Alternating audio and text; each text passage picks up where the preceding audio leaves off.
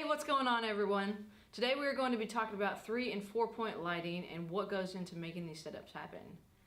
Get ready and join us. Right, where were you?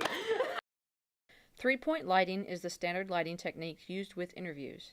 It has the power to transform an otherwise boring and flat image into a dynamic, interesting image with a subject that pops. The goal of 3-point lighting is to create the illusion of a 3-dimensional subject in a 2-dimensional image. While you can create dimension a number of different ways, 3-point lighting is the lighting technique most commonly used. What are the 3 points of light we're talking about? The key light is the main light used on your subject.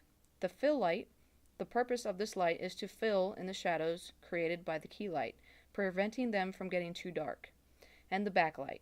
This is used to separate the subject from the background.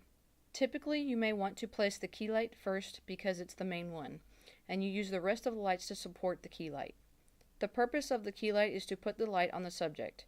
You can place it anywhere you want, but a common placement is about 45 degrees to either side of the camera, and about 45 degrees up from the subject. What side of the camera you should place it on depends on the look you're going for.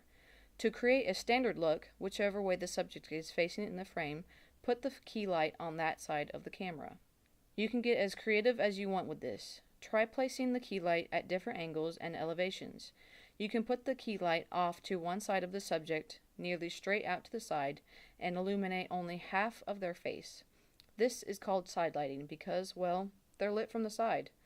If you're shooting a film, you might use side lighting to symbolically represent the conflict the character is feeling.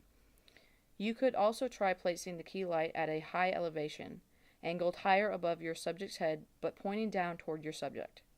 This placement would create deep shadows in their eye sockets, but is usually an undesirable look.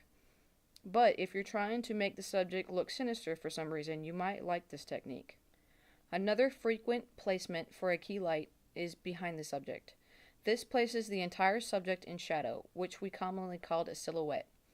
You can intentionally use this look to create a dramatic image, to keep the subject anonymous, or to de-emphasize the subject for whatever reason. Finally, another common placement, and the most boring, is right in front of the subject. The light might be directly above the camera, pointing toward the subject. This is called flat video lighting. It appears to widen the face, fills in the shadows caused by wrinkles, and is the least dramatic of lighting. This kind of lighting is sometimes called glamour lighting because on models it can enhance the look of their face. When you turn on the key light and nothing else, you might find that the overall look of the image is too dramatic and high contrast.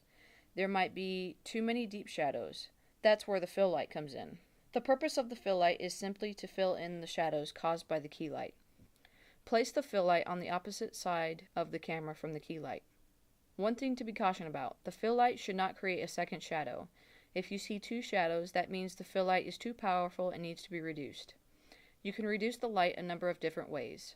Some lights can be dimmed, but it's more common that you need to either move the light further from the subject or put scrims or diffusion material over the light.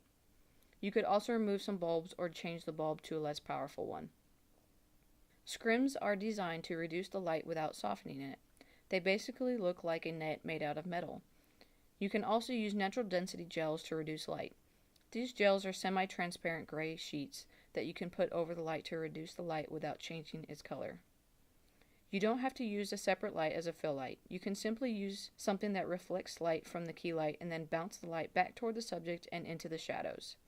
This reduces the shadow darkness and creates the same effect as a fill light. Common tools for this are reflectors and white foam core boards, but really you could use any reflective material as a fill light. Just want to make sure that it doesn't introduce any color into the shadow and it doesn't reflect too much light. It's hard to go wrong with a fill light. Use it to fill in shadows a little or a lot, depending on the look you're going for. Last in our lineup is the backlight. Backlights, you gotta love the glowing rim they create around the hair and shoulders of the subject. Many argue against using them because in real life people don't walk around with a glowing halo around their head. To create a backlight, put a light behind your subject, usually suspended above their head and behind them so it points about 45 degrees down toward their hair and back. Using barn doors on this light can be extremely helpful, so you can control the direction of the light and prevent it from accidentally spraying light in the camera lens. The only place you want this light is on the head, neck, and shoulders of your subject. 4-point lighting is at the root of most lighting setups for digital video or motion film.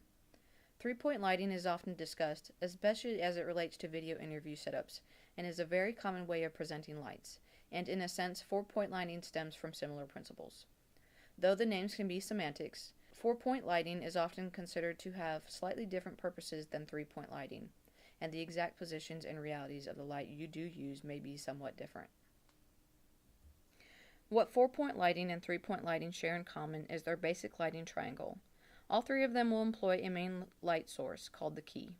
The opposing light that also comes from the front will be the fill. 4-point lighting will be a little bit looser with this, mainly because 4-point lighting is more responsive to the needs of dramatic narrative scenes. Both 3-point lighting and 4-point lighting will employ a backlight to hit the subject's head. The main light that differentiates a proper 4-point lighting setup and a 3-point lighting setup is the background light. The background light is intended to give depth to the image by putting some mixture of light and shadow on the wall behind the subject or subjects. Make sure that there is several feet between the subject and the wall. Give the light that you are using an intermediary to alter the beam. A conventional use of this process is to have the background light from the 4-pointing lighting setup come through a window so that a graphic of the window pane will be blasted onto the wall behind the subject. You can also try to use different nets, gels, or scrims to alter the background image. 4-point lighting essentially sets up a square approach, yet it tries to remain free and responsive to movement and changes. 4-point lighting is supposed to be the practical basis for narrative film lighting, so you have the options to change it. There is no set rule for how 4-point lighting must be set up, so you're going to have to adjust and readjust until you find what fits. Alright, that is going to be it for this 3 and 4-point lighting setup. If you like this video, leave a thumbs up, and if you really like this video, say something down in the comment section below. And the best way to get better about this is to just go out, practice, and do it. Over and out. Bye!